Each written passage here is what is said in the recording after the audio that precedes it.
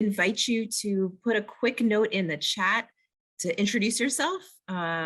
We see your names. It looks like everybody has their name in their caption, but please, in the chat, just say, "Hi, I'm Naomi Hausman, and I am a student at, or I live in," or whatever you'd like to share. Just we'd like this to be interactive, and we'd like you to feel, even though we're all many miles apart, that we're together today. So make yourself part of the community. I am Naomi Hausman, as you can see, and I direct institutional advancement at Gratz College. My colleague Mindy Cohen is here on in the Zoom room as well. She and I work very closely together, and you probably all know her because you received a bunch of emails from her. So please join me in thanking Mindy for all her hard work on coordinating this wonderful program. She will actually be the person who will be in touch with you later this week. If you qualify for this Amazon gift card, you'll be receiving an email from her in the coming week with that information.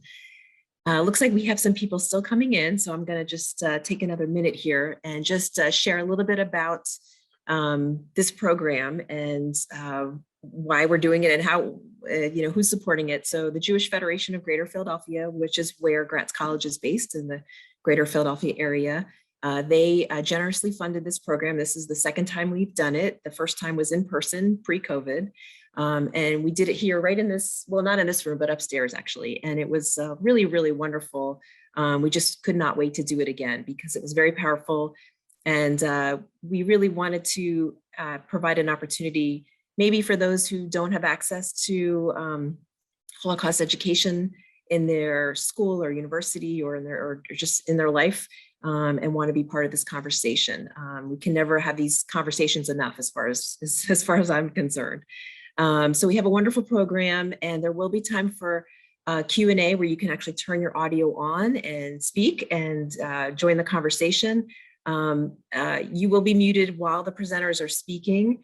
At any time you can put questions in the chat and we'll do our best to answer them. Our presenters may respond to you in the chat if they are able to, but we will have time after our two main presenters, Melissa Michael and Ruth Hartz. There will be time for you to sort of use the raise your hand tool, or you can put in the chat, "I have a question," and the speaker will call on you and you can unmute yourself and jump right in. Let's see, so I think I've covered some of the major things.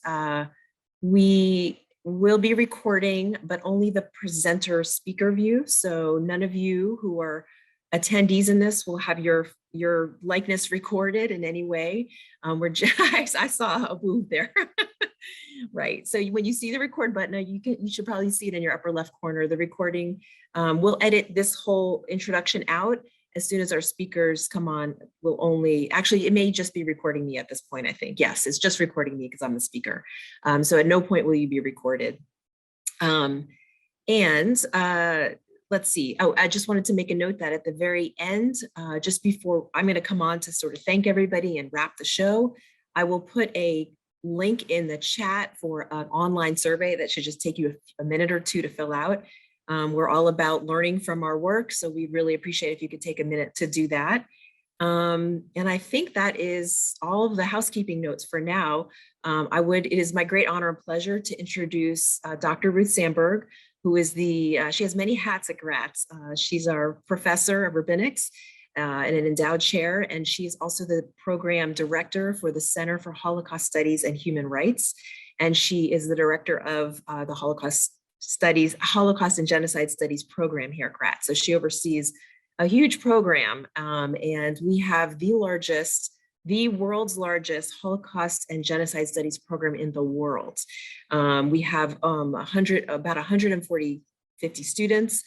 They're all studying online. They're from all over the world, and they're like a fascinating, incredible group of people. And so she's going to say a little bit about the program, but she also wants to kind of set the stage and provide a framework for us to think about our work here together today. So with that, Ruth, the floor is yours. Welcome and thank you.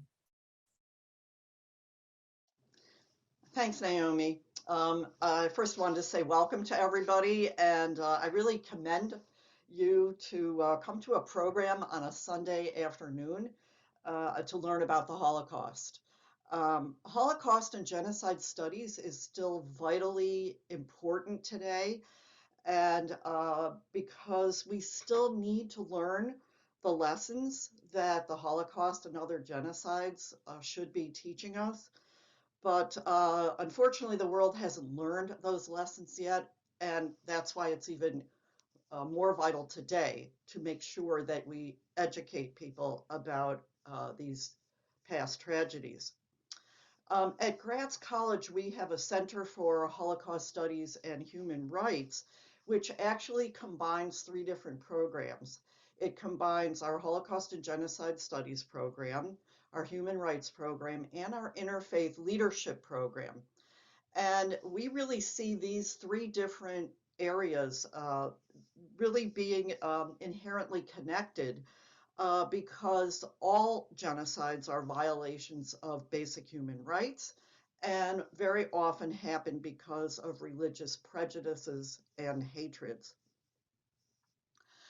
Racism and anti-Semitism are unfortunately at very high levels in the US today and around the world. And we are very committed to teaching students to be educators and to go out and to try their best to make changes in society as a whole. So what I wanted to do after that brief introduction about what we are committed to doing at Gratz, I wanted to share a few slides with you about the how much do people really know about the Holocaust. On the and Suzette, if you could put up the first slide. Thanks. I first wanted to share with you information about a national survey that was done in 2020 by the Claims Conference. Um, and this was a study of a 1,000 this was in the United States, U.S. millennials and members of Generation Z. So these are young people ages 26 to about 40, and then Gen Z is 25 and younger, because they wanted to see how much knowledge they had of the Holocaust. So the good news, let's start with the good news. The good news is that this did receive national attention. This is happened to be on the NBC News website, showing that the findings were shocking about knowledge of the Holocaust. But at least it made a national news center. Um, the other good news is that 78% of the respondents were at least aware of the Holocaust, but only 37% of the respondents knew that 6 million Jews were murdered in the Holocaust. That is out of 1,000 people. Only 56% of the respondents knew what a concentration camp was. 66% of the respondents could not name a single concentration camp. Now, it's kind of good news and bad news at the same time. The last statistic here, only 11% of the respondents thought that the Jews were responsible for the Holocaust, but that is still somewhat disturbing that 11% of those 1,000 people actually blamed the Jews for the Holocaust.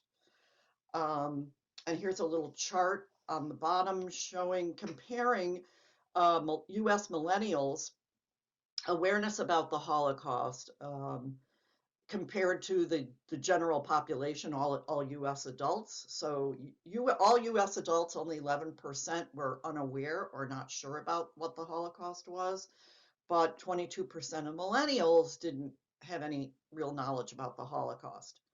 41% of US adults were not able to identify even Auschwitz as a concentration camp, and 66% of millennials could not identify Auschwitz. So clearly there is a lot of education that needs to take place for the millennials and Gen Z population. Okay, Suzette, slide 2, please.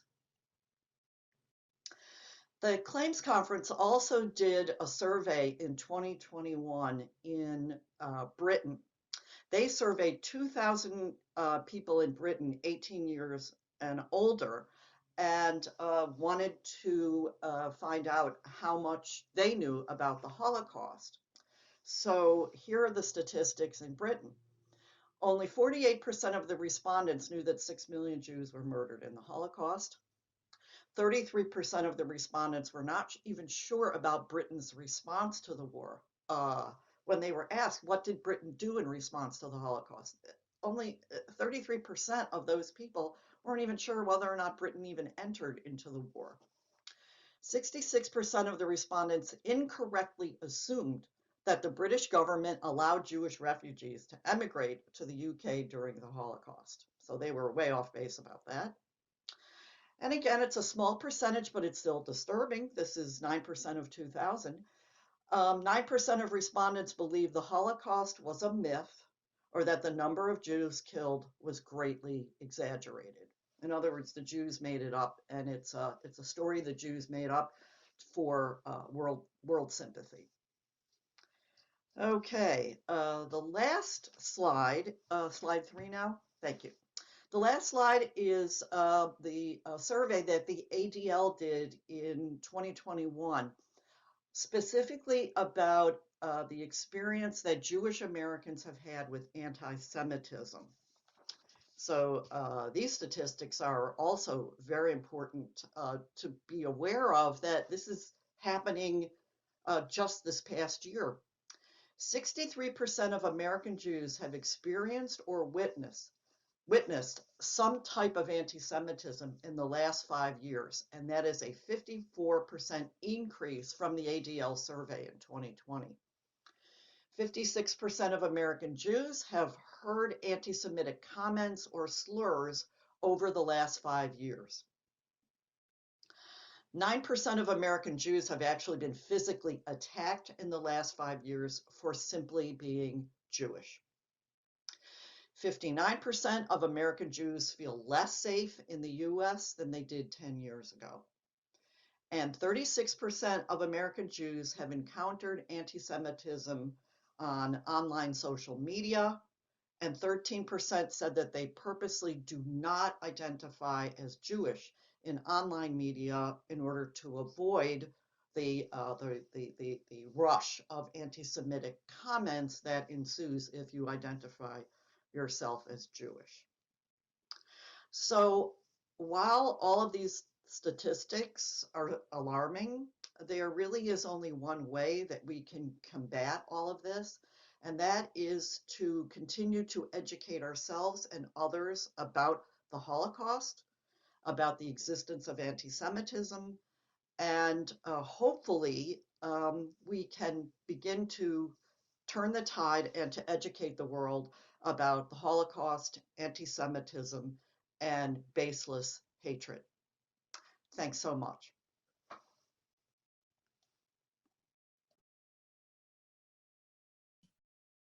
Melissa, I'm sorry, Dr. Sandberg, thank you so much for that powerful information to really kind of set the stage for our conversation today. So if we don't, in the interest of time, we're just going to move into our next, our first main presenter for the program. And if you, however, have questions for Dr. Sandberg, please feel free to put them in the chat, and she'll do her best to answer them. And if we have any time towards the end, we'll do that as well. So now it is my pleasure to introduce Melissa Michael. She is currently serving as the Director of Education at the Friends of Simon Wiesenthal Center in Canada. And she is somebody that at Gratz we're extremely proud of because she completed her master's degree here at Gratz College. And she also, her second master's degree, her first from the University of Toronto. So she is currently a student in our doctoral program, so working towards her PhD here at Gratz. So it's really just wonderful to have her part of this program. She does incredible work at the Friends of Simon Wiesenthal Center, and that's really the point of her presentation. She's going to share a lot about what she does there and why being a museum educator is important as an educator. and as a leader in this field. So with that, I'm just going to welcome Melissa and join me in welcoming her. Melissa, the floor is yours. Thanks so much, Naomi. And thank you, Dr. Sandberg, for those unfortunately alarming statistics right off the top. We actually just had a study. I know we've got a number of Canadians watching today as well. And there was a study that came out, a Canadian study, I think it was just last week or the week before, that unfortunately are revealing the exact same findings in Canada as well. So certainly the importance of this conversation today and continuing to learn cannot be overstated. My name is Melissa Michael. I am currently the Director of Education with Friends of Simon Wiesenthal Center for Holocaust Studies in Toronto. And it's a privilege to be here today and have this opportunity to talk about ways to learn about the Holocaust and what it means to be a Holocaust educator. I do want to make it a bit of a personal journey today because I do find it incredibly fascinating entering into this space and learning about people's individual journeys, because there's so much narrative and story is such an important piece to this history. So I thought I'd start by sharing with you a little bit of my past. So I actually grew up on a dairy farm in rural Ontario. You know, I'm not Jewish myself. I don't think I met anyone who was Jewish probably until I was in university. And often when I start this conversation, one of the first questions I receive is, well, then why are you even studying the Holocaust? And I always find that really fascinating that, you know, it's assumed that you have to be Jewish or you have to, you know, have a certain set of criteria in order to move into this space to study. So that's often the first question that, you know, kind of leads me to start questioning, I guess, my own personal journey. My introduction actually to the Holocaust was through the Second World War, and actually through these two gentlemen. These are both my great uncles who fought in the Second World War. And as a young child, we very much had you know, kind of a myth around these two men. My uncle Gord on the left survived the Second World War. My uncle Tom on the right died in the Battle of Ortona. We were never allowed, of course, as children to ask questions. There were certain stories that, you know, persisted in our family. We heard the story of my uncle Gord, you know, on the battleship moving through the Mediterranean to actually land in Italy. He fell overboard. Of course, as children, we were told that, you know, he was looking for the propeller and fell overboard. As adults, of course, we realized that he was intoxicated, fell overboard just the same, was picked up by a French fishing boat, returned to the battleship, and of course, you know, landed and fought his way through Italy. But again, it was all, you know, kind of the myth and legend that was shared between different family members. We couldn't talk to our Uncle Gord about this particular piece. So I think for myself, and I think probably pretty common for young people in general, if you're told there's something you're not supposed to talk about, then that tends to be a bit of a pathway into that field of study. So my interest in World War II started at a very young age. And then there were several incidents that happened along the way that introduced me to Holocaust and certainly influenced that journey. And I want to kind of weave that into the conversation this afternoon about different ways to learn about the Holocaust. My own introduction to Holocaust specific was actually through literature. I was in grade 6 at the time and was quite an avid reader, but not really engaged in the classroom reading that we were having in our classrooms. And I went to our librarian and she gave me the book called The Upstairs Room by Johanna Rice.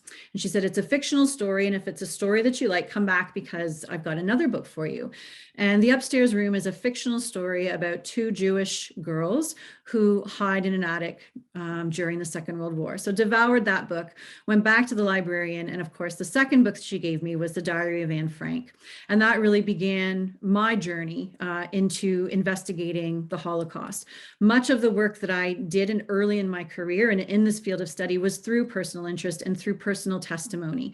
I know there's a number of different texts out there, and I've used them in my own classroom teaching that are fictional texts, you know, based on historical fact. But my own personal journey of learning was through testimony and that human experience. And a number of different texts, of course, along the way. So, you know, of course, Night by Elie Wiesel. very much shaped my understanding of the Holocaust. And then, of course, as time went on, finding texts like Hitler's Furies by Wendy Lauer, looking at German women in the Nazi killing fields, the perpetrators, the female perpetrators who were very instrumental in carrying out these atrocities. Holocaust by Bullets by Father Patrick Dubois, Hitler's Ordinary Men by Christopher Browning. These texts really provided a narrative along with the historical context that allowed my own personal understanding about the Holocaust to grow. And there's such an incredible birth of literature that's available. And certainly if you're in a program at Gratz, and you're going to find out, I should say right at the start too, that I am completely biased. My experience at Gratz has been absolutely outstanding, and my learning has just been unbelievable. And I'm so grateful for these opportunities to learn through Gratz. It's an incredible program. But certainly through the learning that we've done in our courses as well, we've been introduced not only to, historical texts and kind of foundational literature that shaped this field of study, but certainly newer texts as well that have continued to show the growth in Holocaust studies. Film, of course, is another means of learning about the Holocaust. You'll notice, of course, the three titles that I have on the screen here are documentaries. And really my focus today, I want to look specifically at documentaries. We all know that there's a tremendous genre of Hollywood films available for us to view. We know that they're consumed on a regular basis. And certainly, there's a benefit to that in that it, piques interest and engages maybe an audience that wouldn't necessarily sit down for an academic understanding of Holocaust. So, there's certainly opportunities to learn from these particular spaces, but we do need to make sure that we're viewing them with a critical eye, as creative license, of course, can be exercised in the creation of these films. We can't take a fictionalized film as true fact. Of course, we have to look at documentaries with a critical eye as well. The Shoah by Claude Lanzmann, on the right of the screen here was certainly a documentary that I was introduced to very early in my learning. It's an incredible investment, 9.5 hours, but it is incredibly well worth your time to dive into this documentary. For me, it really expanded my understanding of the Holocaust outside of the gas chambers and crematorium of traditionally, I guess, what you kind of think of with regards to the Holocaust, and introduced the idea of the much larger European theater of the Holocaust, which is really imperative in our understanding and in our growth in Holocaust studies. One of the newer spaces that we can certainly draw on information regarding the Holocaust is through podcasts. Turning to reliable sources who are releasing well-researched, documented podcasts that inform and educate about this history. One that I listen to on a regular basis is On Auschwitz, which is produced by the Auschwitz State Memorial out of Poland, where it's an in-depth look specifically at the history of that camp. Of course, we know that the Holocaust was much larger than Auschwitz, but Auschwitz, of course, itself provides an incredible insight into a Holocaust experience. Yad Vashem and United States Holocaust Memorial Museum, of course, are two other spaces that have released podcasts, of course, in these particular on this platform as well. The opportunity to visit museums, whether it's a small museum or large museum, there's benefits to both, and there's incredibly impactful opportunities, to gather and learn and expand our knowledge and understanding. Of course, I've been fortunate enough to travel to Washington and to visit the United States Holocaust Memorial Museum, as well as Yad Vashem, incredible institutions with, just unbelievable pieces of information that expand and grow our understanding. We also, from a Canadian perspective, the Canadian Museum for Human Rights just opened, I guess it was probably close to a decade ago now, out in Winnipeg. They have a very small Holocaust exhibit, but again, some of the artifacts that are on display there, I was actually just having a conversation about the museum just this past week with one of my colleagues. And, one of the artifacts that struck me and certainly expanded my knowledge and understanding was in the Winnipeg Museum, they have a Jewish bust. So the head and shoulders of someone who is Jewish under National Socialism, of course. And it was actually a tool that was used for blind Germans. And it was the idea that in order to, again, perpetuate the propaganda of how to identify this racial ideology of who a Jew was or what a Jew was, you had a bust that someone who was blind would be able to feel in order to identify those characteristics. So it accompanied the race science that was taught to visually impaired individuals in Germany at the time. So, you know, I'd never seen that before. I never even thought of that particular aspect. You know, visiting all of these different sites, there's incredible opportunities for learning that can occur in these spaces. And of course, if you have the opportunity traveling to sites of the Holocaust yourself, is again something that is an absolutely priceless experience and opportunity for learning. The Friends of Simon Wiesenthal Center, we actually started a program, Compassion to Action, in 2010, where we travel with Canadian leaders.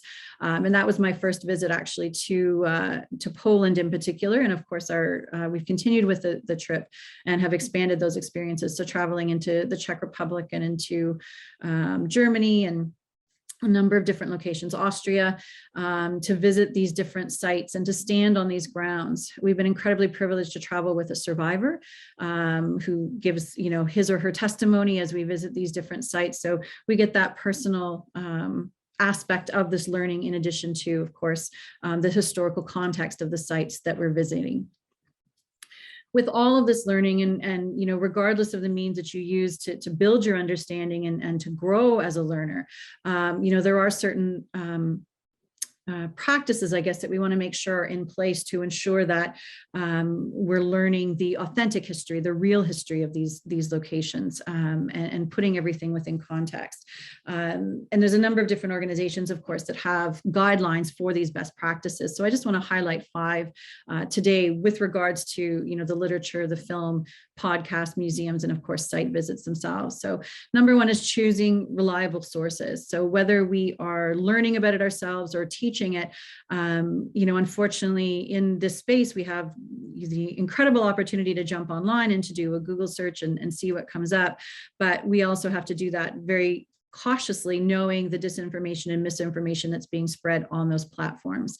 You know, whether it's distortion, revisionism, or outright denial, all of those aspects are available at our fingertips as much as that real history is as well. So when we're going out and choosing texts or, you know, selecting a film or, you know, moving into that learning space, where is it coming from? Who's producing it? You know, looking at those specific factors in order to guide the resources that we're using to gather and do our own learning. Second, placing the Holocaust in context. You know, it really is important to look at the greater European theater for the context of history in order to understand the history of the Holocaust. It's so important to know, again, that the Holocaust did not happen overnight. We need to look at the factors that contributed to the rise of National Socialism and really cleared the path for this genocide to occur.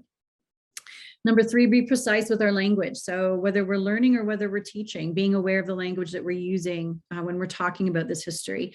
You know, I often think with the work that we do with young students, we have over 100,000 kids that we work with every year from elementary to secondary school, where we teach about the history of the Holocaust.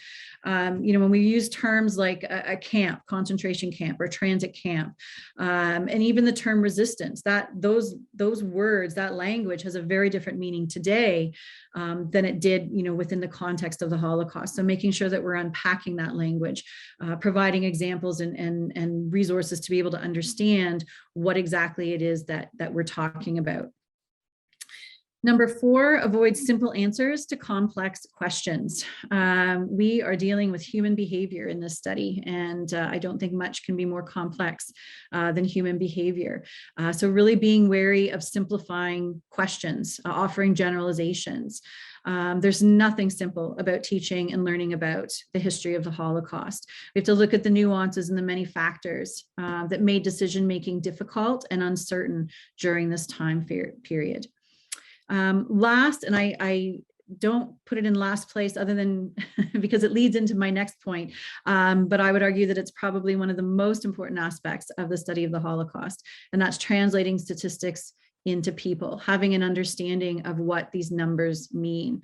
You know, it's very difficult to understand what the loss of 6 million people actually looks like, the 1.5 million children, what does that actually signify? What does that look like? And so through listening to survivor testimony, through hearing from people who experience themselves, we gain an understanding of what the human cost to this hatred and intolerance actually led to. Faggy Libman, who you see on your screen, is a survivor that she was one of the first survivors actually that I met in my role at the Simon Wiesenthal Center. It's a bit of a longer story, which I won't go into today, but she actually came out to the school where I was teaching before I moved into my role at the Wiesenthal Center.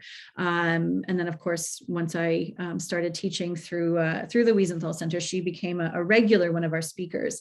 And with Faggy, it's interesting too, again, just inserting myself a little bit into this narrative is, my fascination or my interest in the topic has really been through that personal testimony. And, I don't think we can underestimate the importance of finding those connections. And Faggy was one of those people that I just happened to connect with. And it was actually, strangely enough, through the Shirley Temple doll that she's actually holding in her hand. I'll just very briefly tell you, but Faggy grew up in Lithuania. She was an only child. She had an aunt and uncle who lived in New York, and for one of her 5th birthday, they sent her a Shirley Temple doll. And this doll was her pride and joy. She used to go to the theater with her father. Faggy did to, watch Shirley Temple films on the screen. When she received her doll, she was the only child in her friend group, at least in Kaunas. She often says the only person in Kaunas to have a Shirley Temple doll. And that doll went everywhere with her. Her father ran an international bookshop. Her mother was a registered nurse. Her mother would go into work and sometimes take Faggy with her. Faggy would take her doll with her. When they were rounded up to go to the Kaunas ghetto, her mother told her that she could take one thing with her, one item with her, and she chose her Shirley Temple doll. And that doll made it through a number of years in the ghetto before the fateful day came that she lost it. And it actually was the day of the kinder action. Her mother had taken her again out on a work detail with her. She left her doll at home, of course, all of her friends. She was 7 or 8 years old at this point. And when she returned, the kinder action had happened. So all of the children and all of the elderly folks in the ghetto had been rounded up and taken away. And Faggy's attitude in life is it will be good. And even to this day, that's her mantra. And she said there's several days that she can mark out that they were not good. And in this case, this day was one of those days, and she took her doll and she smashed it. So the first time I heard Faggy tell her story, I was standing listening to her, and my mom is actually a doll maker. And so when I heard that, this child of, 7, 8, 9 years old took her only possession and smashed the doll and broke it, I was thinking of myself, and again, many different worlds apart, but as a 8, 9-year-old child, I kept telling my mom, I don't want any more dolls, because every Christmas, every birthday, I'd have a doll. And so it really struck me that day, and it's led to a very special bond. Shirley Temple, the doll that Faggy's holding in the picture, I actually convinced my mom to make Faggy a new Shirley Temple doll so that she would have that memento. And so, we kind of formed that bond. But listening to that testimony, we find different ways to connect, whether it's through love, whether it's through, loss, through hope. What are those connecting themes that we can draw out of, these survivor testimonies? And then, of course, carry those testimonies forward. We're very fortunate too that there have been so many recorded testimonies all over the world. I know Gratz College has an incredible oral history archive. You're going to hear from Dr. Josie Fisher a little later today. I know she's been very instrumental in that archive. The United States Holocaust Memorial Museum, of course, has an archive, the Fortunoff Video Archive. And of course, the USC Shoah Foundation, has an incredible collection of tens of thousands of archived testimonies that can be incorporated into your lessons that you're teaching or lessons that you're learning from. Looking, of course, at the space that, unfortunately, we're going to be in the next several decades, is this idea that we won't have first-person testimony. So I also wanted to just mention today the Dimensions in Testimony project that is being worked on through the USC Shoah Foundation, the creation of holograms of survivors. It's an incredibly fascinating field. Just trying to wrap your head around the idea that we actually don't have the technology yet for this to work at its full capacity, but someday we will be having the opportunity to interact with survivors as if they're in the room with us. Max Eisen, who you see on the screen, is another survivor that I've had the incredible privilege to work with. He wrote his memoir By Chance Alone, and it's an award-winning memoir in Canada of his survival of Auschwitz. Again, these amazing opportunities that will continue to exist. It's going to look different. And I know we're not here necessarily to talk about the future of Holocaust education, but I think it all needs to be on our minds when we're talking about, where we're moving to in this field once we no longer have the in-person survivor testimony. So what does all of this mean? I know that I'm coming to the end of my time here before we move into some questions and answers. And please, by all means, if you have questions, throw them into the chat box. I'll look at them once I just finish up the next couple of minutes here. What does it mean to be a Holocaust educator? Again, I have to answer this from a very personal perspective, and that is that we have a responsibility. I go back to the words of Elie Wiesel, who said, once you hear a witness, you become a witness. Entering into this field of study is an enormous responsibility to ensure that these testimonies are carried forward, that the lessons that can be drawn are shared with future generations. I often get the question in my role as director of education, why the Holocaust? Why do you keep going back to the Holocaust? So many other genocides have happened. My thought, though, is that our understanding today of human rights is very much grounded in the Holocaust. If you look at, 1945, 1946, those early post-war years, we had the establishment of the United Nations. We had the writing of the Universal Declaration of Human Rights. We had the creation of the International Criminal Court. We can have a whole separate conversation about the effectiveness of those bodies, but the reality is those entities were created in order to protect human rights. So our understanding of human rights today is really grounded in those bodies which were formed in response to the Holocaust. So if we're ever going to change these bodies and create these effective spaces for protection for future generations, then we have to understand where we came from. It's imperative. The other reality is that anti-Semitism, one of the consequences of hate and intolerance left unchecked, did not die at the gates of the camps as they were liberated in 1945. Unfortunately, I'm sharing with you a photo that was just in Ottawa, our capital city, just 2 weekends ago. There's a protest that's going on with regards to the vaccine mandates. And I mean, certainly there's a conversation around the appropriation of signs and symbols from this time period and attempted comparisons at the Holocaust. This is real. This is what we're still dealing with. Dr. Sandberg shared the number of statistics looking at, anti-Semitism today, the rising tide that we're seeing, the misinformation, the disinformation that's being spread, Holocaust revisionism, denial in online spaces and in real world spaces. This is real. These are the realities that we are facing. So the weight of carrying on this education, again, is so imperative. The last piece that I want to leave you with before I open it up for questions is a letter that was written by a Holocaust survivor. This letter actually was featured in a text by Chaim Ginot, a child psychologist.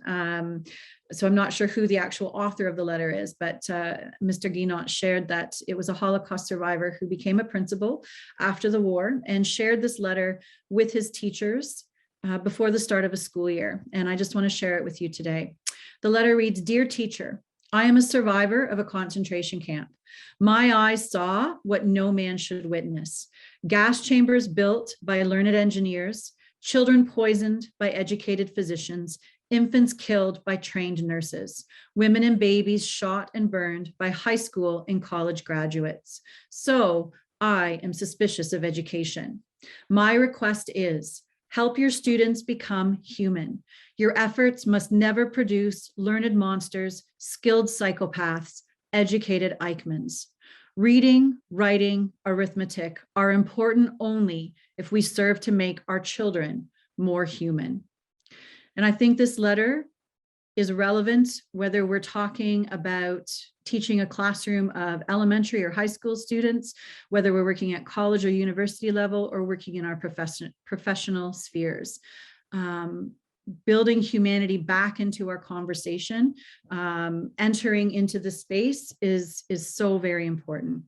So thank you for your time. I'm just going to open up the chat box here for just a second, because I see a number of Melissa, questions. while you're opening the chat box, I want to just say a quick word. Thank you very much. That was an incredible presentation. If you came on late, you might have missed my introduction. I just wanted to let everybody know a few things. One is that we are not recording any of you. The record button is only on the speaker view. So Melissa in this case, and maybe probably me right now. So we encourage you to participate, but you will not be recorded. We wanted you to feel comfortable, speaking and candidly and everything. So you can unmute yourself if you have a question, but Melissa will call on you. So you can either raise your hand using that little raise hand tool, and she'll see that, or you can put in the chat, I have a question, and she'll do her best to call on you, and then you can unmute yourself. Okay, thank you, Melissa. Thanks. Back to you. Oh, thank you. Thank you. And I'll do my best to answer. I'm gonna, I am continuing to learn myself. This is a learning journey. So if I don't know, I'll come back to you. So we do have a question in the chat box here. So what role do the Holocaust survivors play in keeping the torch alight? And second part of that question, what do you think will happen to the awareness of the Holocaust when all survivors are gone? So again, I can only speak to my experience. I work with an incredible community of survivors in the Toronto area. And certainly from what I've seen is that the Holocaust survivors in Toronto, and I do think I'll make a generalization. I know I said we shouldn't, but I think it is fair to say that Holocaust survivors are very active, certainly in the Holocaust education space. I think if we look historically, we see the 90s was really a birth in Holocaust education and involvement of many survivors starting to speak. And there's a number of different factors that led to that. But I also feel, again, with the groups that we're working with in Toronto, they're very active in projecting where the future of Holocaust education, or where they would like to see the future of Holocaust education go. From participating, I'll go back to Max and the dimensions of testimony. When he was first asked to become a hologram, he was a little skeptical, with this whole idea, and then, kind of kept a very open mind and actually experienced one of the early recordings. Pinchas Guter was, I think, the first survivor that was featured as a hologram, who's a good friend of Max's, actually in Toronto. So they had a conversation, and what I see from survivors and in conversations is that they're very open to different technologies and different ways of disseminating this knowledge. And very vocal about that, very much trying to reflect on the spaces that young people are living in today. And again, that message is consistently, how do we get this message to young people? One of the challenges in Canada that we face is Ontario, again, specific to Ontario curriculum does not introduce Holocaust education until grade 10, formally in curriculum. And, there's a tremendous conversation today around how that's waiting too late if we're not introducing this sooner. Now, with that being said, there's also incredible work being done at the elementary school level with educators who are using literature or, different media studies in order to make sure that these lessons are being taught at a younger age. But again, back to the question, survivors are certainly, in my experience, very active in the field of Holocaust education and what that looks like moving forward. Second question, what do I think will happen to the awareness of Holocaust survivors, or to the Holocaust when survivors are gone? I don't know. What I do know is that there are incredible people working in the space all around the world to preserve the memory. There are incredible projects that are being put in place to ensure that survivor testimony remains at the heart of Holocaust education. It's going to look different no matter what. So from the dimensions in testimony, I know, and I'm sorry, I can't think of the name of the program right now, but it's a virtual reality program also through the USC Shoah Foundation, where you can travel virtually to different sites. So for example, sorry, I've lost my train of thought, sorry. I just, second generation and third generation as well, engaging children and grandchildren of survivors. Again, I know I'm speaking specifically to Toronto, but we have Caring Testimony Forward is an organization started by the child of survivors.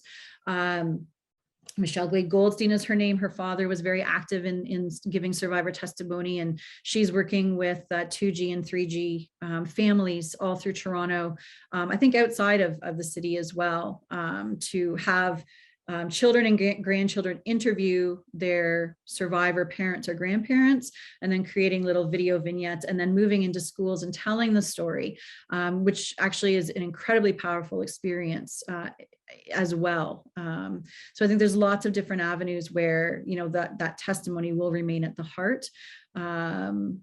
What it will look like for sure, I don't know. I just see a hand up. Sorry, and I don't have your whole name. I see Professor Retired. I can't see your last name. Sorry. Right. I actually have a question that comes out of the presentation that Ruth did for us.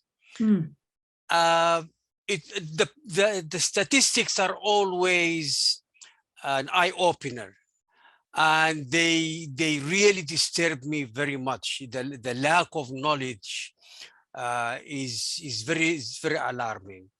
And my question is, do you think that the global awareness is enough, and that the lessons learned from the Holocaust are there entrenched way beyond the United Nations, the 1949, whatever have you? I mean, those are sets of documents. Until they are implemented, they remain sets of documents. And do you think that there is any hope in creating an initiative of never again? That's simple. That should never happen again, so that we keep the whole thing alive. Thank you. Sorry, so is the question, is there hope for it? Is there enough knowledge, and are there lessons learned from the Holocaust that are universal? I am not talking about the elite. I am not talking about the educated, because universal suffrage, one person, one vote, everybody matters.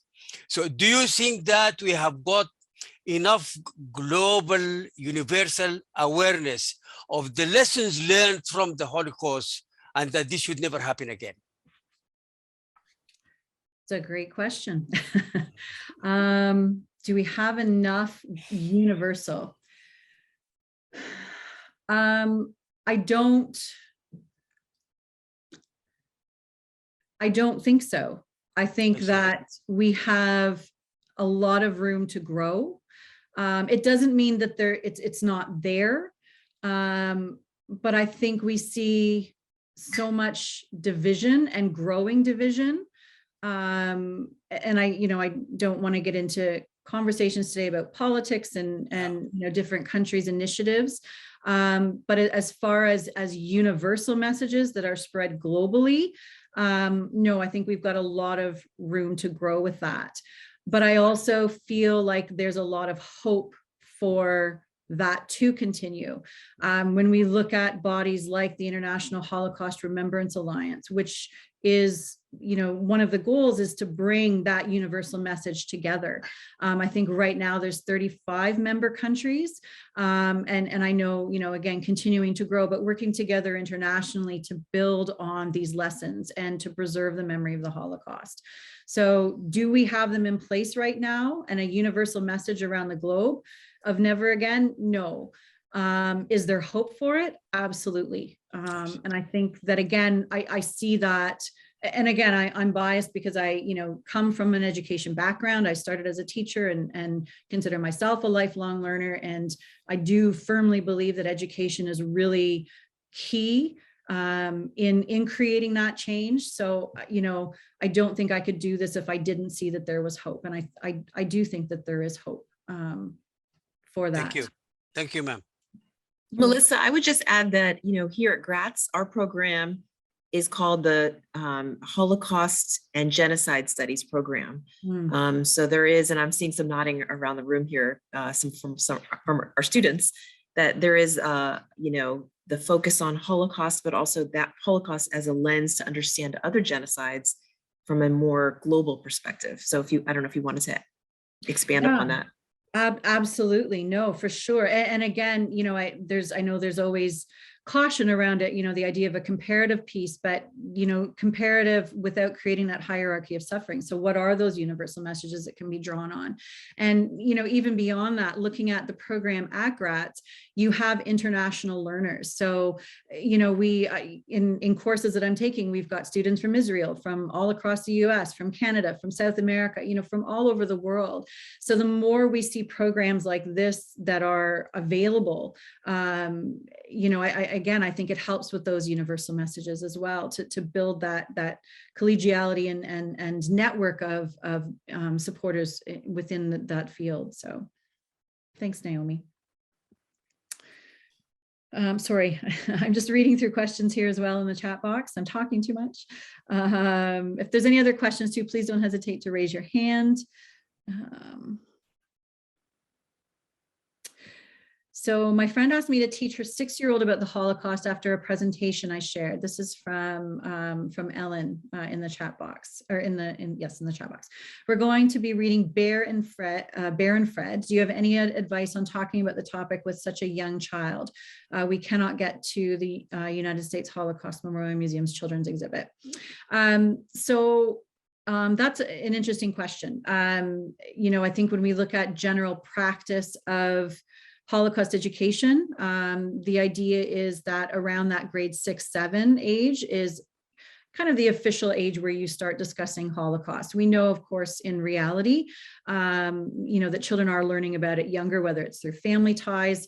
My own personal teaching experience, I taught in an elementary school, and, you know, there were students much younger than that who knew the word Holocaust and, you know, aspects of it, not going into all the details. Literature is an incredible means. I don't know if you can see behind me. This is part of my picture book collection. So there's an incredible, so starting with Bear and Fred, it's a fantastic book and a great means of opening the dialogue and introducing this conversation. Eve Bunting, Terrible Things, is another fantastic book because it's an allegory of the Holocaust.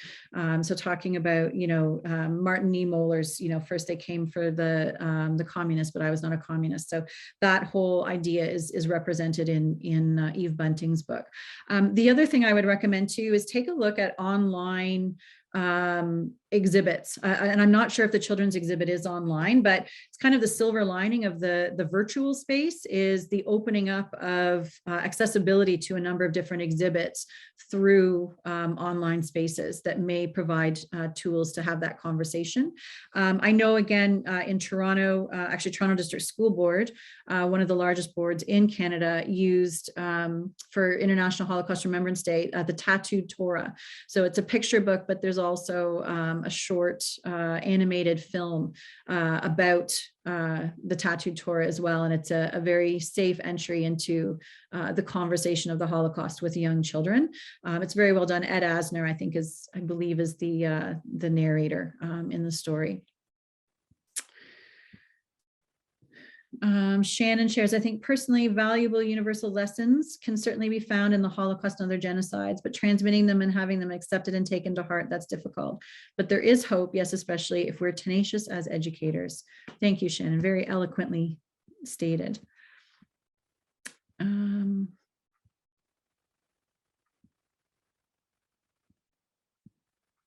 think we're coming to the, I know that there was a question around anti-Semitism, but I think President Alef answered that question well.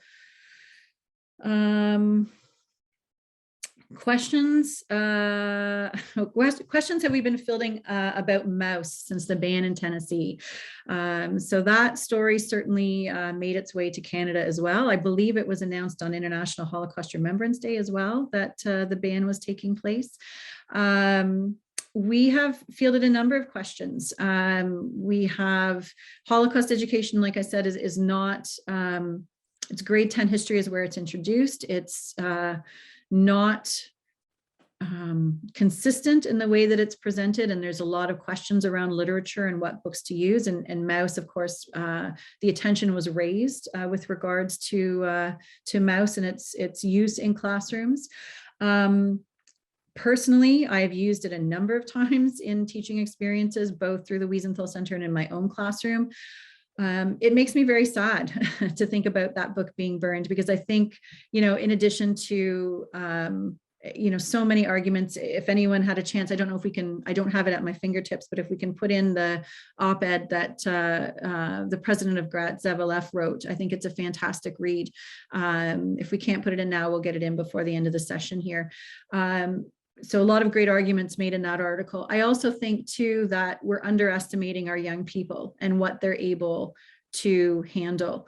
One of the arguments was, with regards to suicide and the nudity within the book.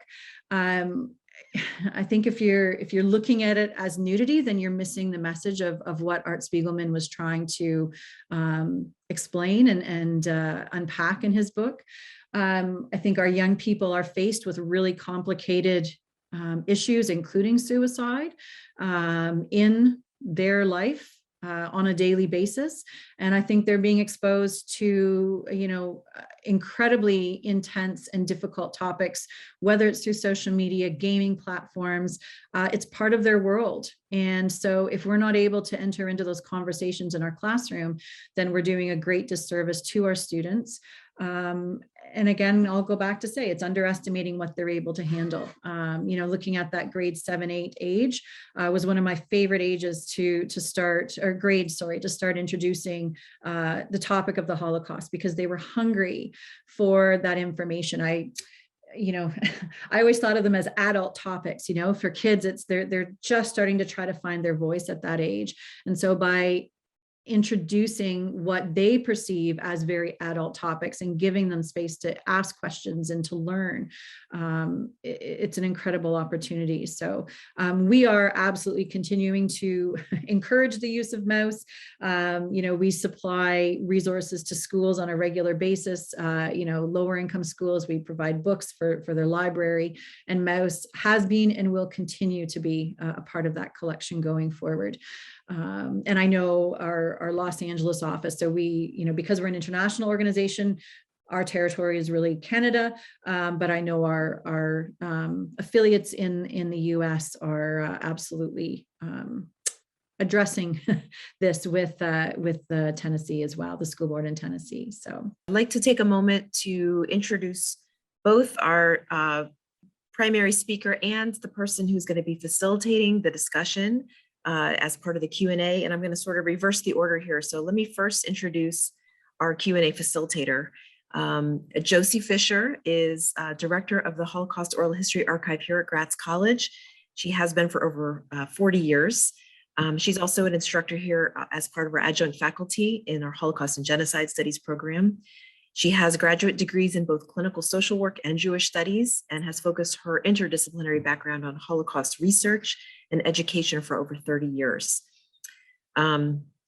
She hopefully will say a little bit about the Holocaust, or the Oral History Archive here at Graz, because it is quite extraordinary. So I'll let her share a little bit about that when she joins us later.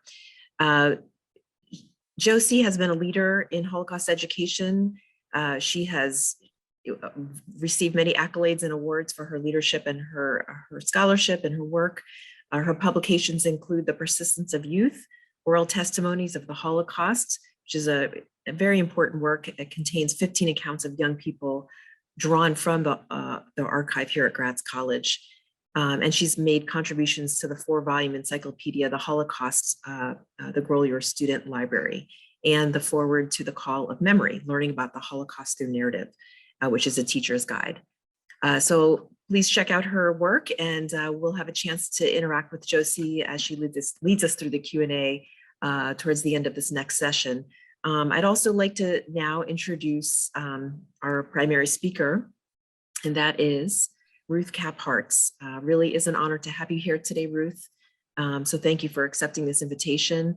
I'm not going to read your whole bio because you're going to be sharing that with us as your story, but I would like to share with you that Her story is remarkable and a powerful story, and she has shared that story for so many years as part of the Holocaust Awareness Museum and Education Center here in the greater Philadelphia area. So many young people and just people across this area have had the opportunity to hear her story because she's been telling it for many years now. And so we have this good fortune of having her here with us. And I'm gonna, with that, welcome her. And I did want to add one more thing. About her background, because she probably won't share this with you as part of her presentation. She has a degree from Sorbonne University in Paris in biochemistry. She came to the United States in 1958. She married and raised a family, became a teacher of French language and literature and culture at the Springside School here in Philadelphia, where she was teaching for 22 years. And then in 1999, she published her childhood memoir, Your Name is Renee. And in 2005, a French translation of that was published as well. She's also director and producer of a DVD about her rescuers called A Legacy of Goodness. So with that, I would like to welcome Ruth. Thank you, Ruth, so much. Thank you, Naomi. I'm just an ordinary person who was caught in extraordinary circumstances. I'm first going to speak about the children of the Holocaust in general, and then those of us who've survived, of course, in particular, and then delve into my personal story. Can you all hear me? Okay. 1.5 million children perished in the Holocaust. In the German plan for Jewish annihilation, children became special targets, and upon reaching a concentration camps, they were the first ones to be put to their death. That is why most child survivors were hidden children. Only 6 or 7% of European Jewish children survived the Holocaust. Hidden in a variety of places, including farms, barns, cellars, pigsties, convents, and monasteries. I have one friend, hidden child. She was under a table for months on end, another one on a windowsill for months on end. So the hiding experience invariably robbed us of our childhood. Hidden children were actually being evicted from their own childhood. Although many child survivors have led successful lives, the hiding experience left them a complex psychosocial and theological legacy that had a profound impact on their sense of identity and consequently, for a long time, left them uncertain as to what exactly they were bearing witness. A hidden child is one who was not only physically in hiding, but one who has been asked to assume a new identity and to deny all past relationships, which young children normally take for granted.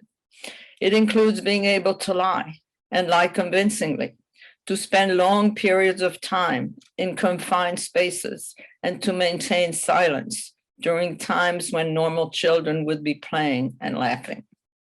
While this may seem difficult to imagine, it is surprising how the realities of danger can be understood by young children in a way that helps preserve them from arrest and death. Because so much of this represents unnatural actions for a young child, the mental scars remain long after the danger has passed. And that is why most hidden children did not speak out for decades.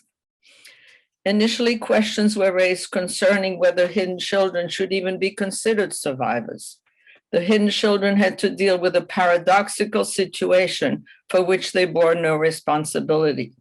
For example, we were hidden not because of any wrong that we had done, but rather because of the enormous moral wrongs committed by the adult world. Consequently, as hidden children, we had to embrace silence, seek memory, and comprehend our identity in a morally distorted, chaotic world bent on our destruction. After the war, we hidden children continued our silence. But more than maybe now 77 years later, after a difficult adjustment, our lives have been, not all of us, but many of our lives have been full and rewarding. We have made our mark as useful, contributing citizens, and we brought to life a new generation of children who now have children of their own. I'm the proud grandmother of 6 grandchildren. By our very survival as children and our actions as adults, we have proven our enemies wrong. We, the hidden children, have added and can still add to our collective memory, not just the names of towns and villages, but the names of people, not just statistics, but feelings, not just the murderous stories, but the stories of those who hid and saved us. That is what my childhood memoir, Your Name is Renee, is all about. And it's written in the voice of the child that I was then. I don't know if it's reversed or not. I'm the proud board member of our local museum, the Holocaust Awareness Museum and Education Center, HAMEC. If you can go on their website at hamec.org. They have a very fine, rather small collection, but we do a lot of outreach program. And over the years, we have reached hundreds of thousands of students. And now through Microsoft, we can, and Zoom and Skype, we can talk to schools all over the world. Just recently, I spoke to a school in South Africa, in Cape Town. In fact, I spoke to a Jewish school, Melissa, in Toronto a few months ago. So, and of course, all over the United States. So I'm going to delve into my personal story. My parents came from Germany, near Mainz. That's where Gutenberg invented the printing press. And when I say they've lived there for generations, their ancestors probably lived there at Gutenberg's time. So they had lived there for, I didn't add all the generation, but 12, 13, 14 generations. So when Hitler came to power, they were poorly prepared because they thought he was a madman. How could he prevail in a country like Germany, one of the most civilized, right? The best writers, the best scientists, the best musicians. He couldn't possibly prevail. And it just so happened that my parents got married around the time when Hitler came to power in 1933. But little by little, they realized that he would prevail. So they applied to emigrate to the country of choice when you're persecuted to this day, the United States. It was very difficult to enter this country in the 30s. You all know, well, if you don't all know, look into it. The State Department was extremely anti-Semitic. There were strict quotas. So they decided to go to Palestine. And of course, you know why I say Palestine, because it wasn't Israel yet. And so I was actually born in Palestine. So I'm a sabra, prickly on the outside and sweet on the inside. Just kidding. But you know what the sabra is. It's a fruit of the cactus. I was one of a twin. My twin did not survive, only 1 week, because in those days in Palestine, they didn't have incubators. So my mother had had a very difficult pregnancy. There were also a guerrilla Arab warfare in the 30s in Palestine. So my father had an uncle living in New York who kept writing, I will personally go to the State Department and try to get you an affidavit, which is like a visa, so that, but if I do, you'll have to go to France because ships are leaving from Le Havre for New York. And right now they're not leaving from Haifa in Palestine. So my mother had a brother living in Paris. And so they made their way to Paris. And a few months later, World War II broke out. And September 1st, 1939, I was much too young to remember those years, but my parents were considered by the French, and I'm talking of 1939, they were considered enemies of France because of German origin, not so much because they were Jewish, that came later. Italians, had fled Mussolini, the Spanish, after the Spanish Civil War. So they put these people in a refugee camp, but gave the men the option of joining the French Foreign Legion, because the French realized that Hitler had a very mighty army, and those men looked pretty strong to them. You may have heard of the French Foreign Legion. They're the first person on the battlefield to be killed. But nevertheless, it was an option. And they promised to release the women and the children. So my father signed up, joined the French Foreign Legion. He was sent to North Africa for training. And my mother joined my French aunt. And luckily, they started to make their way south. So my earliest memories are when we arrived in Toulouse, which is a large city in southern France. And I was told by an older cousin that from now on, your name is Renee. I said, why? Well, because Ruth is a Jewish name. I said, why? Because things are very, very dangerous, and we're at war, and we could all be arrested. Okay, as a little background, because my time is a little limited. In June of 1940 begins a very shameful part of French history.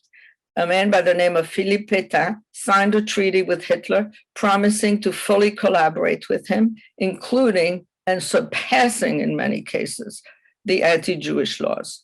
The French set up 250 camps on the soil of France, surrounded by barbed wire, all operated by French police, where people were starved and beaten. And if they weren't killed in those camps, they would be sent to Drancy, which was one camp near Paris. And from there they would be sent on the infamous cattle trains to the death camps.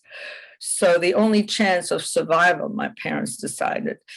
And of course, my father was mustered out of the Legion because France had signed a treaty, so they were no longer at war, so to speak. And Pétain was 83 years old. He was an World War I hero, somewhat senile, and as I said, fully collapsed. And his puppet government, so to say, I say puppet government because they followed the orders of Hitler, was sent to Vichy. It's a spy town in the center of France, Vichy. And if some of you are interested or maybe already know, that part of history has become known as Vichy France. So my earliest memory is when I was given the name Renee. By the way, for those of you who know French, and it didn't dawn on me till many years later, Renee means reborn. My cousin could have picked, she wanted to keep for the first letter. Sometimes you had to get false paper, keep at least the initials. She could have picked many, many French names, starting with an R, Régine, Raymond, Rosalie. She picked Renee, and it means reborn. Of course, you'll all know the name Renaissance. It's just an interesting aside. So I had a false first name, a false last name, a false address. And frankly, she said, don't make any friends, because this is wartime. We could all be arrested because we're Jewish. Don't ask questions. So I went to school on those days, I guess, when it was safe. But my parents were able to get false ID. And it was given to them by a man who worked for City Hall, believe it or not. So he was already a silent resistor because he wasn't allowed to do that. It looked very official. He took a blank ID and put literally false information, because the Jews in France also had the letter J stamped on their ID, and of course had to wear the yellow star. So my parents didn't do that. So everything on that ID was false.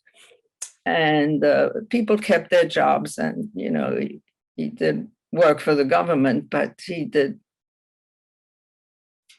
write out some of these false ID cards. And one day this man came running to the one room we occupied in Toulouse and said, there's one train leaving tonight. Tomorrow is going to be a big roundup of Jews. We got the order at City Hall. And you are on the list of people to be arrested. Even though we had false ID, the authorities knew exactly who all the Jewish people were. You better run to the station as fast as you can, because I can't guarantee your safety if they come to arrest you. And my father said, well, I have a brother, Jeanette's parents who had given me my name, living nearby, I'd like to warn him. He said, well, let me know where they live and I'll warn them because I know it's the last train. It's not even on any schedule. And if you don't make that train, I can't guarantee your safety. So we ran to the station. There were thousands of people at the station, and my uncle and his family never made it. We only found out after the war that he was arrested that day and ended up perishing in Auschwitz. His wife was arrested later on. She ended up perishing in Bergen-Belsen. But my cousin Jeanette was young and agile, and she was able to climb on a roof or run as fast as she can. And when her parents were taken, she was taken in by schoolmates. So we arrived in the middle of nowhere. It was a very rural part of France. I think we slept overnight in a farm. And the next day we were directed to a small village called Arthez. We were given a room. And by then my parents had no money left. We literally depended on other people right and left. And the people who lived above us was a couple with 2 teenage daughters. And they seemed very nice. They shared their food with us. And finally, my father began to trust Monsieur Feydeau because he told him I'm in the resistance. And I think that the collaboration is so awful people and it's terrible. And so finally he said to my father, are you Jewish by any chance? And my father said, yes. And he said, you know, the room that you're occupying now was occupied by a Jewish family. And one day a truck pulled up, hauled them away, and we never saw them again. And we promised ourselves that if there ever would be another Jewish family there, we would do everything in our power to protect them. So there was a one-room schoolhouse in the village, you know, 1st grade, 2nd grade, 3rd grade, 4th grade, 1 teacher. And on those days when it was safe, I'm moving fast forward, I would be in the 1st row as a 1st grader. The girl on my right was a 2nd grader. It's amazing how much you can learn when you're done with your work. You skip a whole year. Just kidding. And she said, you know, you always seem hungry. She shared a sandwich with me. She was very nice and said, there's a lady at the edge of the village who has a little farm with a vegetable garden. Why don't you go see her? Maybe she'll give you some food. You seem to be so hungry. So one day, without warning my mother, I walked over to this little farm, and Melissa showed us this survivor with a doll. One of the teenage Feydeau daughters gave me her doll, and that's the only toy I had during the whole time. And it's now in our museum because I saved it all these years. And so I had this doll with me that Lucette had given me when I went to see this lady. She said, oh, you must be the new one of the refugee little girls in the village. There were many other refugees, not all Jews, very few Jews, as a matter of fact. And I said, yeah, and we sort of hungry. She said, okay, I'll give you some food. She gave me some bread. She gave me some cheese. She gave me a cauliflower. I said, what's that? Oh, your mother will know what to do with it. And then on her windowsill, I could see a few bottles of wine. And I must have overheard my father say to my mother on a Friday night what I wouldn't give for a glass of wine, you know, to say the prayer. And here's that little girl having the nerve to tell this lady, oh, and my father likes wine. She said, okay, I'll give you a bottle, but you know, we made this before the war. This is extremely precious, but you're so cute, I will give it to you, but be very careful. If you trip and it breaks, that would be terrible because nobody can have wine these days. Oh, I said, Madame, I'm so grateful. And here's my doll, Janine, in exchange for what you gave me. She said, no. Put your doll on top of the bottle of wine. This way, no one will see that you're even carrying it. So I came home. I was late, so my mother was very worried. And she was horrified. Where did you get this? Did you steal it? No. This lady gave it to me. She said, I don't care how hungry we are. We'll return it to where you got it. And that's how my mother met Madame Vallat, was her name, who assured her that she had given it to me and we could keep it. And she added, if my husband and I can ever do anything for you, please let us know. Well, 2 weeks after that episode, 2 French policemen came to the door. Just to give you an idea of my size, I was at eye level with the buckle of their belt. My mother had just stepped out to do a little errand. and I was with a babysitter whom they pushed aside, and they said, "Where's your father?" Of course, I was so conditioned that I said, "My father, I haven't seen him in 1,000 years, and you're not going to find him." They said, took me to the window, and they said, "Well, last time you saw him, which way did he go?" I pointed in 2 different directions. I don't know what made me do it. I really didn't know where he was. And then one said to the other, "Shall we take her?" Because at the beginning, the French hesitated taking children and women, but they took the men. But if they couldn't get the men, they would take whoever was there. So I could hear the others say, "Let's wait and see what the rest of the day will bring."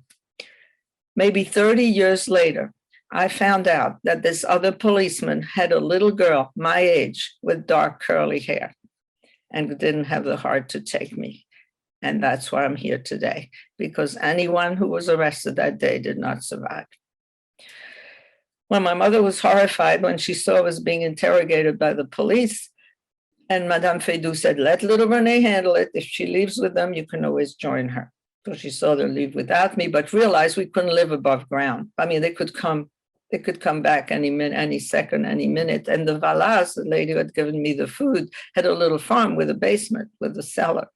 So she ran over, didn't even know where my father was at that point. He had been warned by Monsieur Feydeau, and walked over and said, "They came to arrest my husband. Could we spend the night with you?" We were total strangers to these people. And they immediately said, "Yes, of course." Well, again, moving fast forward, the one night turned into many nights, and that turned into days and weeks. And one day, I saw my mother pack the few things that I had. She had made me a dress out of one of her skirts. She had knitted me a sweater out of one of her sweaters. We had clogs for shoes. And I said, "Where am I going?" She said, "Well, you're so pale. You've been in this basement cellar for so long. I want you to get some fresh air. This lady will pick you up, and you'll see, you'll get some fresh air. You'll get some, your cheeks will get a little redder. And then in a few days, you'll come back." Well, this lady pulled up in a car. We never saw a car in the village. We walked, or there were rickety bicycles. And I found out in my research, even if you had got hold of a car, you couldn't find any gasoline. So this lady came up in a car, Madame Kahn, bright red hair, 2 children, a boy, Jean-Claude, a girl, Amy. And she said, "Hop in." I had seen them once, but I literally didn't know who they were. She drove and drove and drove, arrived at this big, foreboding building, left us across the street, and this lady came out. My memoir is written in the voice of the child that I was then, and that's the way I'm telling you my story.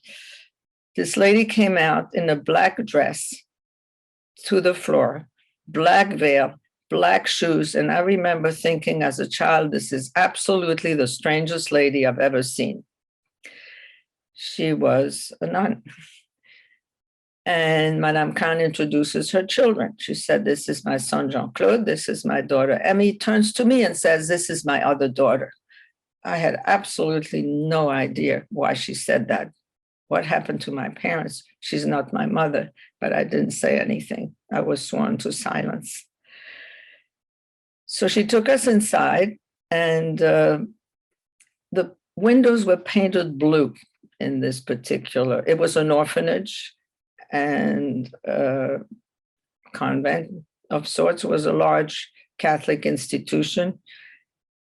And the reason the windows were painted blue is I couldn't look in from the outside, and you couldn't look out from the inside. So it was always dark inside. And we were very regimented. And for the most part, when we saw Mother Superior, she was pretty calm and collected. Until one day she came running to the cafeteria and gathered 7 of us and said, "Suivez-moi, follow me."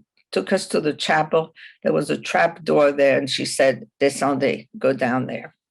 And we could hear the voice two male voices, one voice speaking German and one voice speaking French. We understand that you're hiding Jewish children. She said, me hide Jewish children? Why would I do such a dangerous thing? Had they had dogs, they would have found us. But I'll never know as long as I live what she said or did, over our heads. But we heard them walk away. She did leave us down there for another day or two, and then came and said, go back to your dorm. Moving fast forward, D-Day rolled around, June 6, 1944. And there was a second landing in the south of France on August 15th, 1944, on the French Riviera, actually, and we were liberated by those troops. So I was very lucky. My parents did survive. My mother stayed with the Valas in their basement, and my father was sent high up in the mountain as a farmhand that could only be reached on foot. We stayed 2 more years in the village, and then made our way back to Paris, where my parents had been before the war for a few months. And we got the visit from the Red Cross.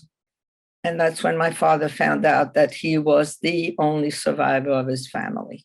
He had lost his 2 sisters, his brother in France, his mother. His father had died just before the war, a nephew whom he adored, and he was totally broken down and never spoke to me about the war when I asked questions. My mother's parents were sent to Terezin or Theresienstadt. They did survive. They were exchanged against German wounded soldiers when the Red Cross paid one visit to one camp, some of you know. So I did get to know my maternal grandparents, but they never talked about their camp experience, so I didn't know much either.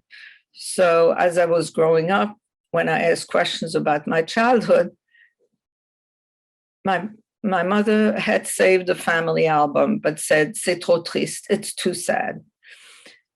What do you want to study? What do you want to become?" But she would take out, she had, by some miracle, sometimes she only had seconds to move from one place to another, but she had saved the family album. So she showed me pictures of members of the family that I would never get to meet. And so many years passed. And one day I was interviewed in 1984, Josie, correct me if I'm wrong about the year, by Nora Levin, who had started the oral archives at Gratz College. She said, I never interviewed a hidden child. I said, I'm not a survivor. Even then, we hidden children we weren't in a camp. So, oh yes, I'm very interested in what happened to children. Well, with her very keen and good questions as a historian, I couldn't answer most of her questions. And I realized that I wanted to delve into my childhood because I had children now, and they were being faced with these horrible denial stories. And I wanted at least them to know, what happened to our family. So when I taught at Springside, I had a young Catholic woman who came from a Catholic school who had closed, and she loved French. So I sort of tutored her in private. She was placed in my 8th grade class as a 10th grader because she never had French before. And then I caught her up. And I wrote all her college recommendations. And one day, she writes to me and says, oh yeah, she majored in creative writing and minored in history. And one day she lived in South Carolina near Charleston. And she wrote to me one day and said, oh, Madame Hartz, would you write me a recommendation? Because my next novel, it wasn't a next novel. She had actually published short stories and a play, but had never written a novel. And she said, I want to write a novel about a young boy, a young man who was a hidden child in Nazi-occupied France. I said, oh my God, did you know that I was a hidden child in Nazi occupation? I said, no, because I never talked to my students about it. She had no idea. And I said, why are you so interested? You're a young Catholic woman. She said, well, when I was in the 5th grade, and Melissa, that reminds me of what you said about what children can or cannot understand. She had as a religious teacher a nun who told her students that she had been tortured by the Gestapo for her resistance activity. It was not in France, it was in Czechoslovakia, which is now the Czech Republic, and for hiding Jewish children. So Stacy was like 10 and a half or 11. She said, children, you know, I can understand at wartime. She understood that, but what? So she became, from that time on, she became so interested in what happened to Jewish children during the Holocaust. And she read every book she could put her hands on, like you, Melissa, from the time she was 11 years old. And she said, I knew that one day I would write about the Holocaust.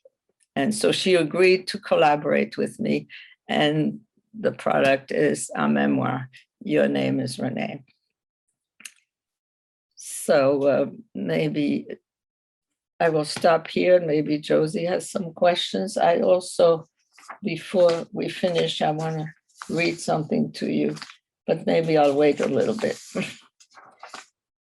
Thank you. As often as I've been blessed to hear you speak, each time I'm breathing with difficulty when I think of some of the most terrifying things for a young child.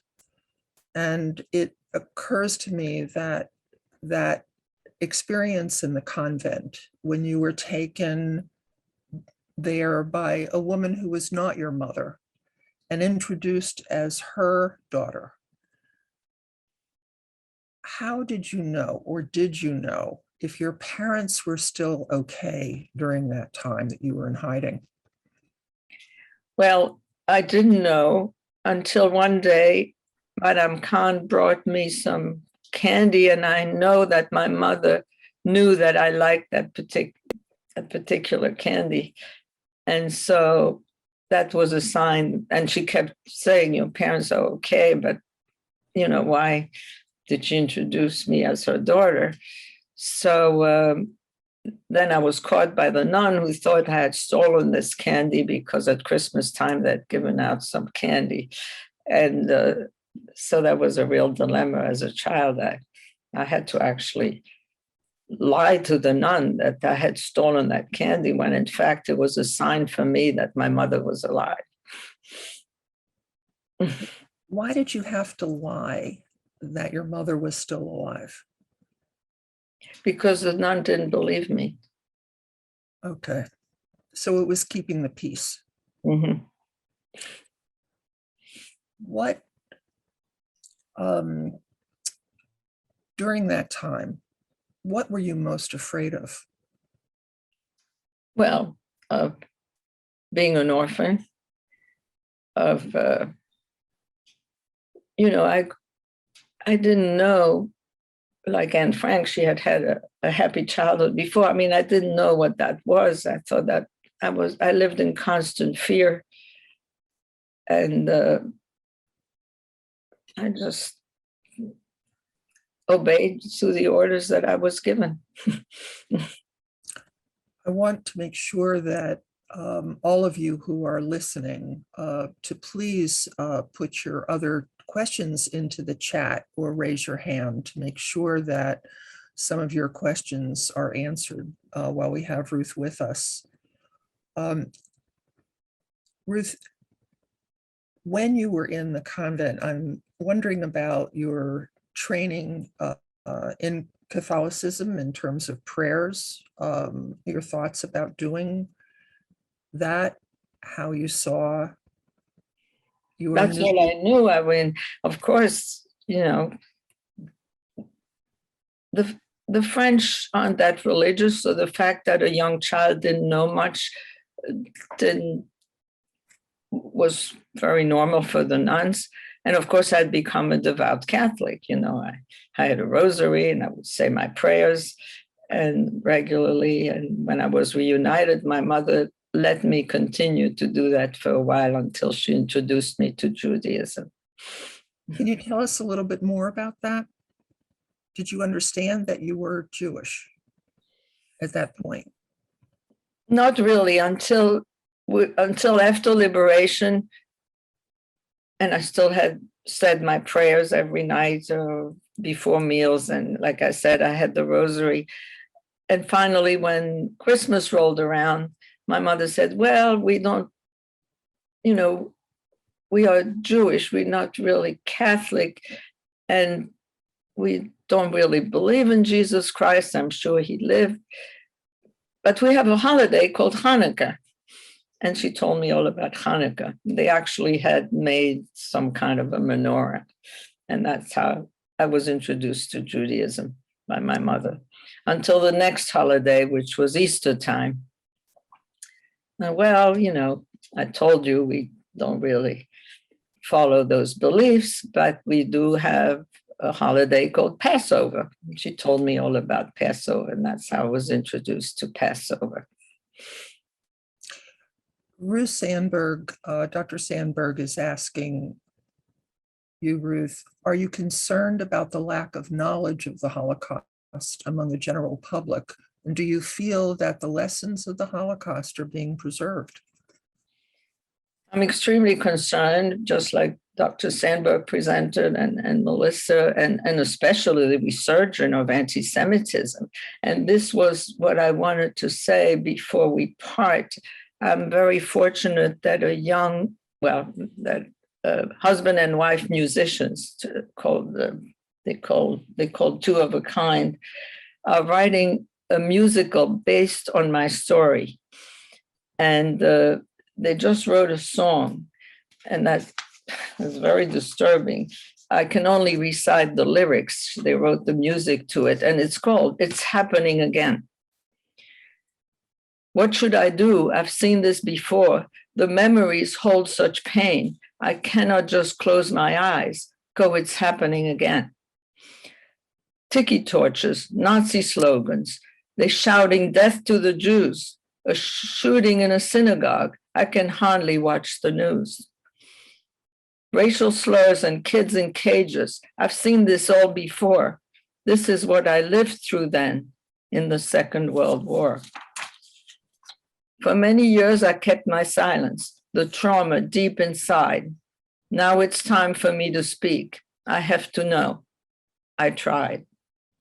I came to this country to escape from hate and fear. Was it a lie when I was told it could not happen here? You want to know how I survived? I'll share the tale at last. We shouldn't make the same mistakes. We must learn from the past. I couldn't say it better.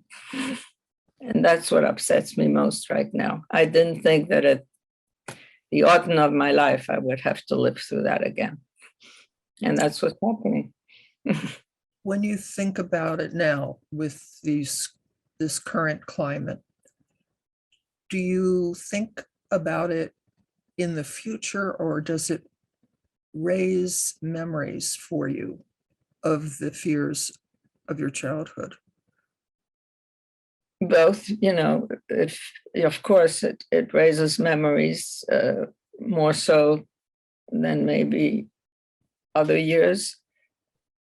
And also, I'm very worried about not just my grandchildren, but everybody's Jewish grandchildren who are faced with this really terrible anti-Semitism right on campus, at universities, And it comes from the right and the left. Dr. Sandberg, you're welcome to correct me, but I think extremism is extremism. And never again has become ever again. And that's very concerning. The hopeful thing is that we try what we can by trying to educate as many, young people, or a lot of adults have to be educated. as we can. And my daughter is actually very active as a second generation in Salt Lake City, and my son in Atlanta. And that's the one weapon we have, unless you come up with better weapons than education. You are our weapon in education. Thank you. You are. Gwen made the comment in terms of what you've said, so beautifully said. And our professor is asking, and perhaps you can comment on this. Anti-Semitism is rampant in the Christian world. Are there biblical or Torah contradictions? What is the genesis of anti-Semitism? What are the historical roots? Is that something you can respond to? I can't, but I think Dr. Sandberg can. Or it's a whole course, isn't it? Yes. It's a whole program. Yes. Yeah. It is. Yeah. Is there anything in our last few minutes that you'd like to add? Well, I thank you for listening. And if you have any questions, I'm sure Naomi can give you my email. I'll be glad to answer any questions. Talk about education. I think my book is very appropriate for younger children. I'm an educator. This is the French version, Tu t'appelles René, and it's actually very clever. This is me as a 4-year-old. And then the back of the book is when I was liberated, and in between is my story. And then I have a study guide for teachers, which can be appropriate for middle and upper school. And I also, like Naomi mentioned, this is my DVD about my rescuers. I really owe my life to my rescuers. And that would be my final thoughts. I would The tremendous say that adults should read your book as well, Ruth. Thank you. But Yes. the tremendous risks that people took on our behalf, that's another incredible lesson. But you paid honor to your rescuers. Would you like to just? Yeah, well, they were honored by Yad Vashem in 1998, and in 2000 there was a ceremony in the town. They still live less than 5 miles from where I was hidden, and I'm very, very close to their descendant. Lucette, who had given me her doll, just passed away at age 94 in October, and I had seen her in 2019, and she was in very good spirits and shape and everything. So, but I'm very, very close to her daughters and her grandson, and so is my family. My daughter and son are also very close to the family. So that the legacy will continue, I hope. You were not able to have the nun that you mentioned, the Mother Superior, recognized. Can you mention what happened? It was very, very, I tried to get in touch with her. This is a very large Catholic institution. It was built in the 18th century. It became a very prestigious military school. And then it actually became a hotel, and it's now an equestrian center. So they left the area, the nuns left the area in 1964, I believe. And I contacted the mayor. They went to Barcelona. They were the Dominican order, I believe. So it was very, very hard to get in touch and be able to honor her in Yad Vashem. So I had a plaque posed in the courtyard of what was then the convent, but whatever it is today, you cannot miss that plaque today. Thank you. She was honored that way. Thank you. Thank you, Ruth, for being with us today. Thank you for having me. So hello, everyone. I just want to underscore my thanks on behalf of all of Gratz College Ruth Hartz and Josie Fisher, Melissa Michael, Dr. Ruth Sandberg, all of you who are here today for taking time out of your day, out of your life to really give your full attention to something that's so deeply important for us all to hear, and to help to, my hope and our hope here at Gratz College is that in whatever sphere of influence that you have, that you raise your voice, that you share these truths, that you continue to study and to learn, and to be part of that mission is to never forget and to never repeat in whatever way that you can. So thank you again. Mindy Cohen is going to, or maybe already has put in the chat, a link to a survey. Please take a moment before you, or after you sign off, to just take a few moments to let us know about your experience in these last 2 hours. It'll help us as we plan future programs. And of course, if you're interested in learning more about graduate study at Gratz, as Dr. Sandberg said, we have a graduate certificate, a master's degree, and a doctoral program in Holocaust and Genocide Studies. We have a master's degree in human rights and a master's degree in interfaith leadership, among many other wonderful programs here at Gratz. So we would love to share more information with you about that. So feel free to reach out to me or Mindy. If you also have other questions for Ruth Hartz, we'd be happy to put you in touch with her. So please let Mindy Cohen know when she reaches out to you, or you can reach out to her if you want to have that follow-up. So without further ado, thank you, and be well. And again, thank you for being part of this program. Thank you. Thank you. Thank you. Thank you.